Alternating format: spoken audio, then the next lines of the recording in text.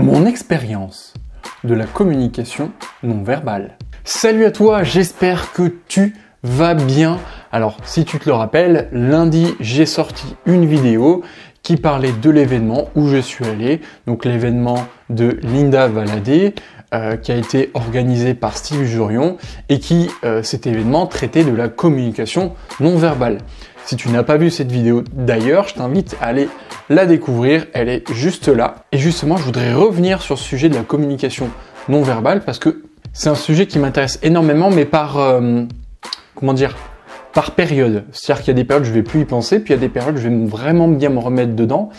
Et justement, il y a à peu près 2 ans, 2 ans et demi, j'étais vraiment à fond là-dedans. Et justement, j'ai testé, j'ai appliqué la communication non verbale lors d'un entretien d'embauche.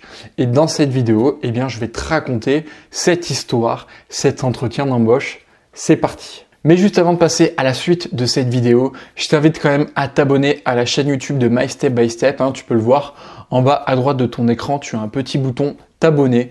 Donc clique dessus et tu seras informé des prochaines vidéos de la chaîne. Revenons à nos moutons, je me installe bien, je me mets bien pour te raconter cette petite histoire, cette petite expérience que j'ai vécue. Donc, il y a à peu près 2 ans, 2 ans et demi, je venais d'arriver en Picardie et si tu veux, j'ai fait plein de petits jobs parce que il faut gagner des sous évidemment. Il y avait un job qui m'intéressait, mais au fond de moi, je savais que je le voulais pas dans le sens où il était à 2 heures de route de chez moi et ça faisait trop loin quoi. Prendre la voiture 2 heures pour y aller, 2 heures pour revenir, 4 heures de trajet par jour, niveau essence, ça fait mal. Mais j'y suis quand même allé parce que j'avais envie, au fond de moi, je suis sûr, j'avais juste envie d'appliquer ce que j'ai appris dans la communication non verbale. Alors, la petite précision, c'est que j'ai pas analysé la personne pour adapter mon discours.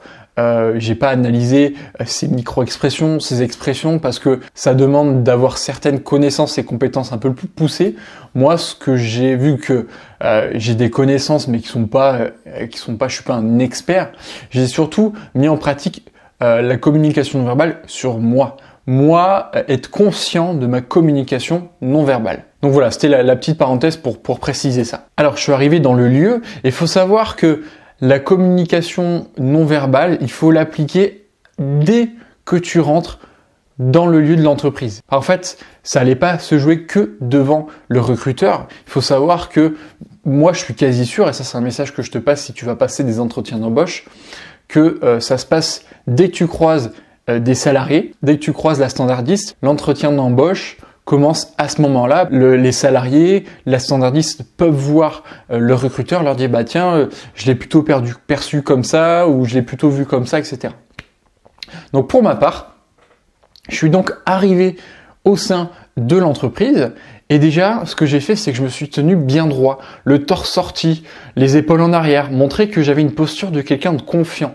Donc déjà la première chose de la communication non verbale, c'était montrer que je suis quelqu'un de confiant.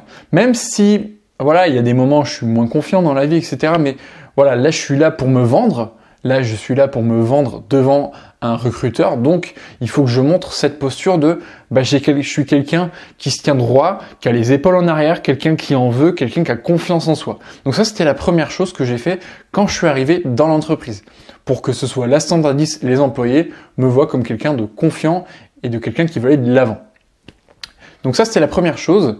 Ensuite, je suis allé voir la standardiste pour lui dire que je venais pour le recrutement. Et ensuite, j'ai dû patienter dans une salle d'accueil. Et là, pareil, qu'est-ce qui se passe?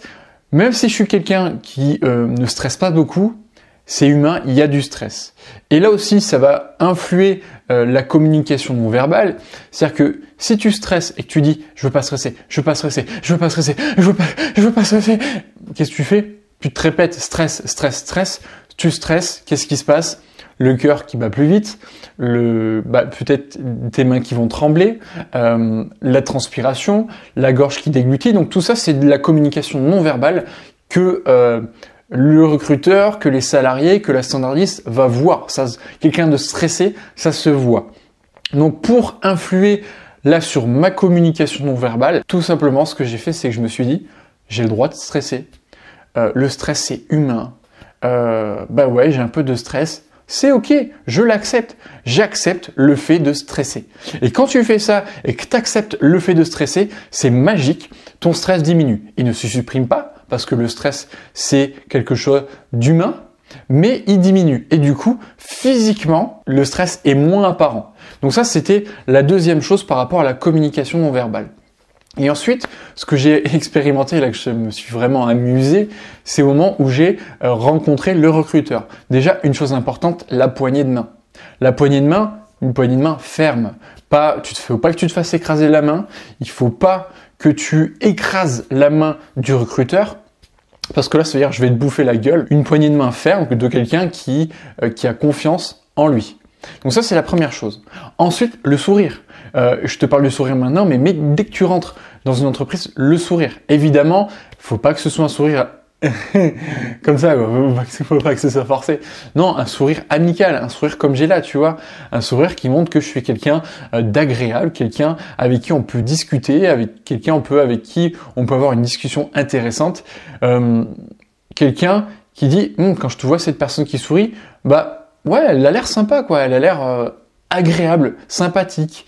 Donc voilà. Le sourire, très important, ça va se voir dans ta communication et ça va aussi se ressentir dans tes paroles, dans ta voix. Quelqu'un qui va parler comme ça et quelqu'un qui va parler comme ça, la voix n'est pas du tout la même. Et ensuite, une chose que j'ai faite et qui, moi, m'a intérieurement bien amusé, c'est le fait de me pencher un petit peu en avant. Si tu veux, c'est pareil, faut pas l'exagérer. Une personne qui se penche en avant, c'est quelqu'un qui veut te parler de quelque chose qui l'enthousiaste vraiment, qui l'intéresse vraiment, ou à contrario, c'est quelqu'un qui est vraiment intéressé par le contenu que tu vas lui dire. Donc moi, dès que la personne, elle me parlait, j'étais penché en avant pour dire, ce que tu me dis, ça m'intéresse. Et ensuite, moi, quand je lui parlais, j'étais là, je me penche en avant.